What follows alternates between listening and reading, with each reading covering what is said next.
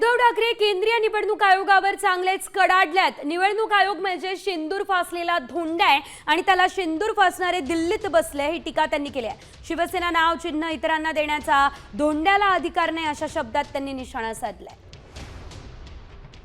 हे मागे जाहीर सभेत बोललेले आहे, कदाचित शिवसेनेचं निवडणूक चिन्ह हे निवडणूक आयोग दुसऱ्याला देऊ शकेल किंवा ते गोठवू शकेल। खरं गोठवायला पाहिजे जर असा वाद असेल, पण शिवसेना नाव ते दुसऱ्याला देऊ शकत नाही, तो अधिकार। आता isakal.com आहे देशातील नंबर 1 ची मराठी न्यूज वेबसाईट। प्रत्येक अपडेटसाठी खरंच नाही निवडणूक आयोगाला, कारण ते शिवसेना हे नाव माझ्या आजोबाने आणि माझ्या वडिलांनी दिलेलं आहे।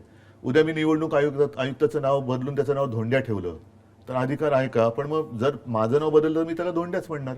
तर त्या धोंड्याला हा पक्षाचं नाव बदलण्याचा अधिकार नाहीये।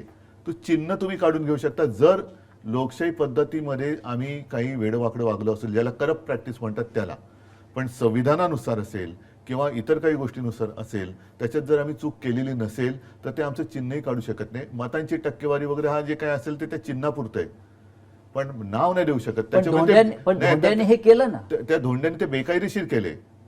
त्या धोंड्याला शिवसेना नाव दुसऱ्याला देताच येत नाही ना, तो त्याच्या अधिकारच्या बाहेरच आहे। पण त्या धोंड्याला शेंदूर फासणारे दिल्लीत बसलेत म्हणून चालतंय।